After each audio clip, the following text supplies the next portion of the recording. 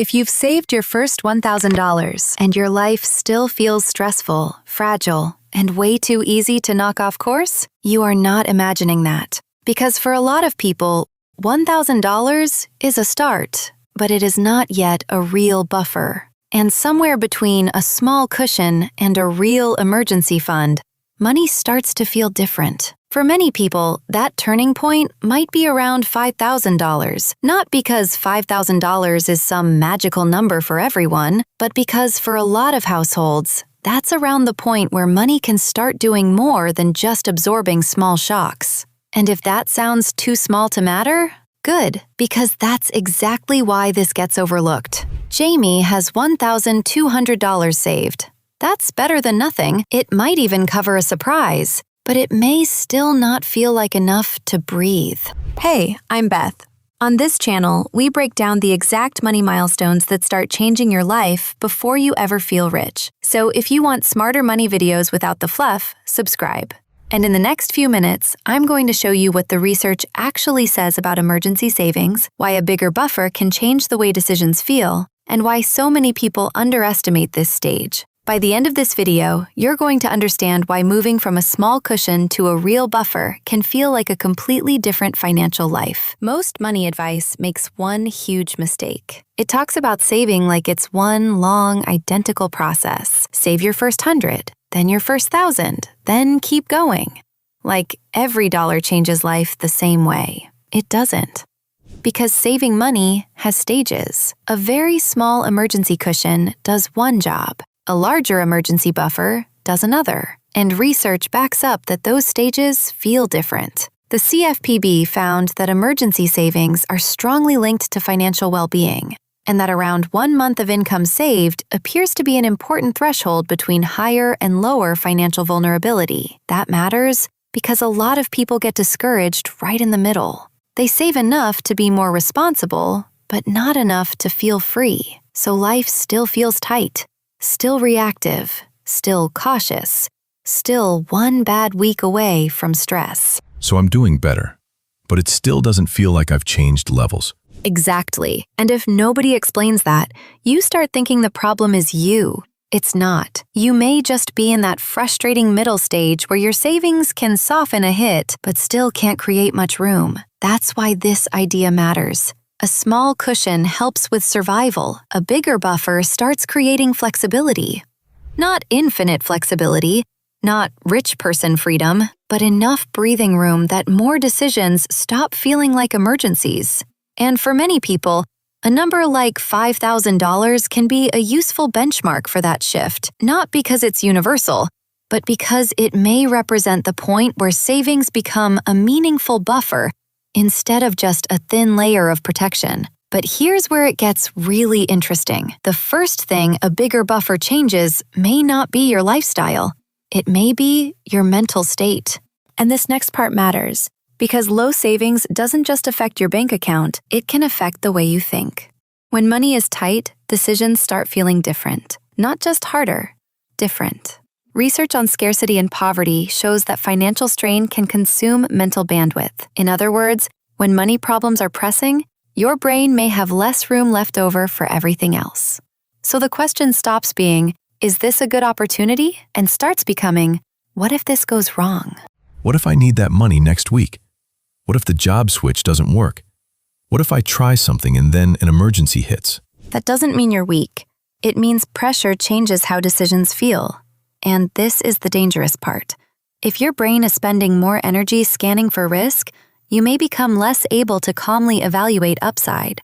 Not because the opportunity disappeared, because the cost of being wrong feels too high. That can make you more hesitant to move, negotiate, switch jobs, try a side income idea, or take any step that feels uncertain.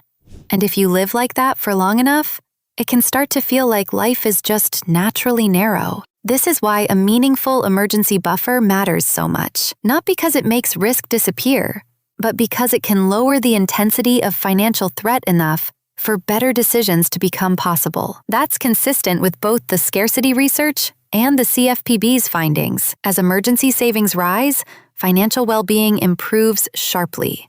In the CFPB report, people with no emergency savings averaged a financial well-being score of 40. Those with some savings but less than 1 month of income averaged 50. Those with at least 1 month of income saved averaged 61. That is a huge jump. But that still sounds a little abstract. So let's bring it down to real life, because the next part is where this stops being theory and starts looking like leverage. Most people think money only changes your life when it buys something huge. A house, a luxury car, a giant investment account. But in real life, money often changes your life through decision windows. Small moments where you either can act or you can't. And those moments rarely show up politely. They show up disguised as stress, a repair bill, a chance to move, an opportunity with upfront cost, a bad work situation you can't keep tolerating, a gap in household income. That's the hidden pain of low savings. It's not just that emergencies hurt, it's that transitions become harder to afford. And when transitions are hard to afford, people can stay stuck longer than they want to. So what does a bigger buffer do? It can turn a crisis into a problem. And that is a huge difference. A car repair with almost no savings can become panic, borrowing, or long-term fallout. A car repair with a real buffer may still hurt, but it's less likely to destabilize everything. Same with moving. Same with replacing equipment. Same with buying time after income disruption. This is why emergency savings matter so much. They don't just protect against bad outcomes, they can also preserve your ability to choose a better next step. And this isn't a niche issue. In 2024, the Federal Reserve found that only 63% of adults said they could cover a hypothetical $400 emergency expense with cash or its equivalent. And only 55% said they had enough rainy day savings to cover 3 months of expenses. But here's the part most people miss. If you build a real buffer, the money is only half the story. The other half is what it proves about you. Because by the time you build your first real emergency buffer, you've usually changed more than your balance. To build real emergency savings, you usually have to become more deliberate. You have to think ahead, resist impulses, recover after setbacks. Repeat boring, responsible actions long enough for them to become normal. That matters, because most people think the achievement is the money, but the money is also evidence. If your old story is, I'm bad with money, I never follow through, I always end up back at zero, then building a real buffer starts putting pressure on that story. Because now you have proof that you can plan, proof that you can protect progress, proof that you can do something difficult for months, not just days.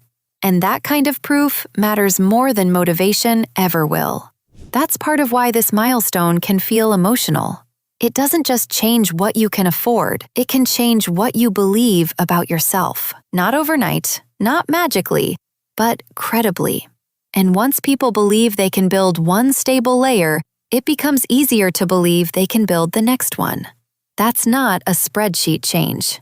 That's an identity change.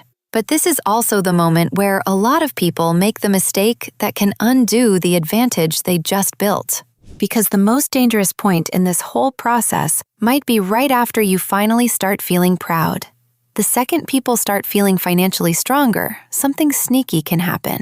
They stop seeing the money as a buffer and start seeing it as available. That's the trap. Suddenly, the voice gets louder. I earned this.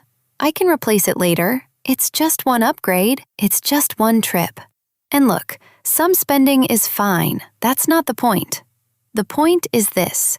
If your emergency fund keeps getting used for non-emergencies, it stops functioning like a real buffer. It turns back into a thin cushion. And when that happens, the old stress can come right back. Now the next repair feels heavy again. The next opportunity feels riskier again. The next transition feels harder again. That's why protecting the base matters. So here's the rule. Treat your first real emergency buffer like infrastructure. Not celebration money, not lifestyle upgrade money. Infrastructure. If it's a real emergency, that's what it's for. If it's a want, try to save above the buffer instead of inside it. Because the value of the buffer is not just what it can buy, it's what it can prevent. and what it can make possible. And once you see it that way, the whole milestone looks different. It stops looking small. It starts looking strategic. So here's the final takeaway, and it's the reason this stage deserves way more attention than it usually gets. Here's the truth. Your first small cushion can help you survive a surprise. Your first real emergency buffer can start changing your trajectory. That's why this stage matters so much. It can reduce fragility. It can improve decision-making. It can expand which options are realistically available to you. And it can start changing the story you tell yourself about who you are financially. So $5,000 isn't the special number for everyone. Exactly. But for many people, it can be a meaningful benchmark, a sign that savings are starting to feel less like a bandage and more like a foundation. And for a lot of people, that is when progress finally starts to feel real. If this helped, subscribe. This channel is all about the money thresholds that quietly shape your life. And if you're building toward your first real emergency buffer right now, whether that's $2,000, $5,000, or 1 month of expenses, keep going. You may be closer to the real shift than it feels. In my next video, I talk about how to save your first $10,000. See you there.